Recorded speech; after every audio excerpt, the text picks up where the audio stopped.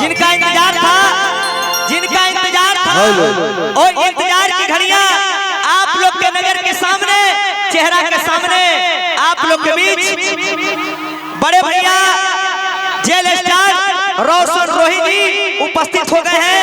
तो आप लोग जिसको जहां जगह मिलता है वहां बैठ जाइए, बैठ के आराम से आनंद लीजिए प्रोग्राम का, और ज्यादा धक्का मुक्की नहीं। वाह क्या बात है।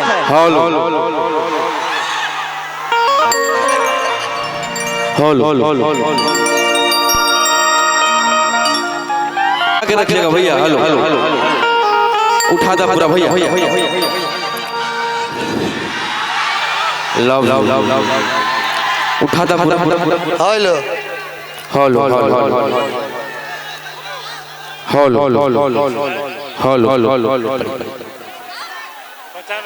हाँ हाँ हाँ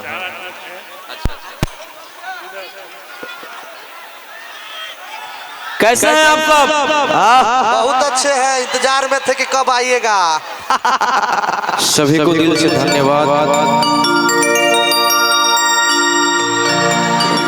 दे रहे हैं अपने भाई को। लाठी भैया कहाँ है?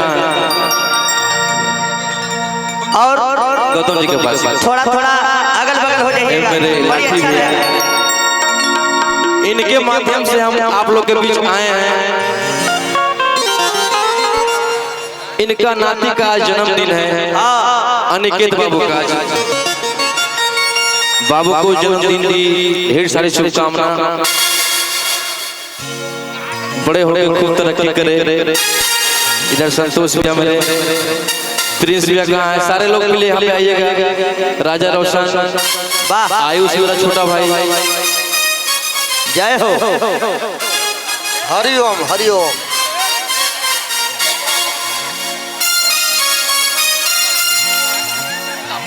जेकर बर्थडे हब कहाँ बा?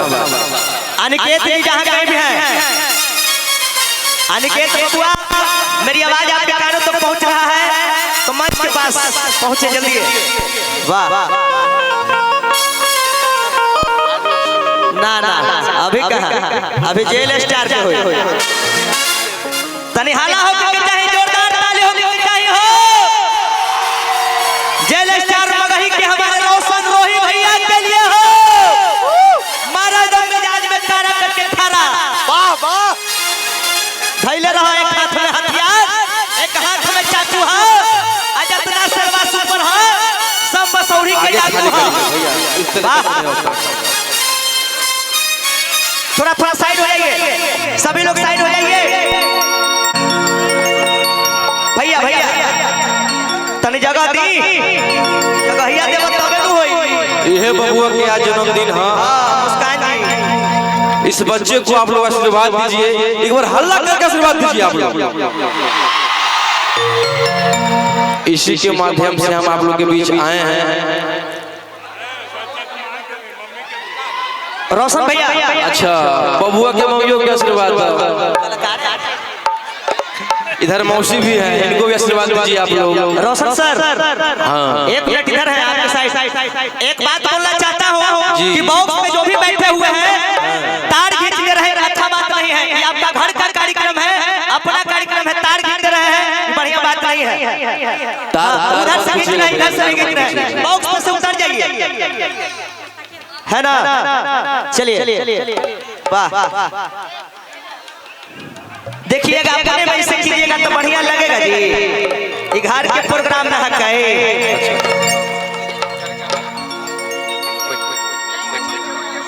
हाँ भैया बोलिए। एक सेकंड, हेलो। एक कमिक्सम सूचना, मंच में जो भी अगर फालतू आदमी है भैया, इससे मेरा 10 हो जो मिलती है कि आप पीछे चले जाइए। अब फिर से जइबो मर्डर करके। अरे बदला में खातिर मन बेचैन हलौ हम। अरे बदला में खातिर मन बेचैन हलौ हम। कि तू समन में खत्म करेला होली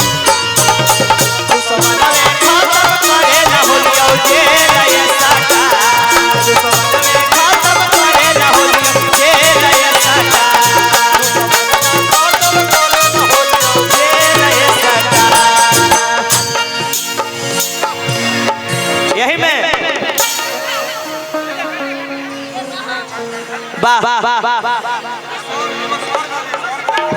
आइए अनिकेत जी के लिए हमारे केक कटा रहा है बड़े भैया मगही के हमारे जाने माने बरसों पुराने रोशन रोही जेल स्टार मगही स्टार हमारे बड़े भैया रोशन रोही जी के माध्यम से केक कट रहा है। तो सभी लोग ताली बजा के आशीर्वाद दीजिए गड़गड़ाहट में कहे के बाद पत्थर के कतरो खींच देबा तू मैदान ना होई आ मगही में अगर रोसो रोहिया के केहू झुका दी माई के लाल पैदा ना होई। वाह मारो वाह कोई जोड़ा बा नूर आलम के लंगर घोड़ा बा हे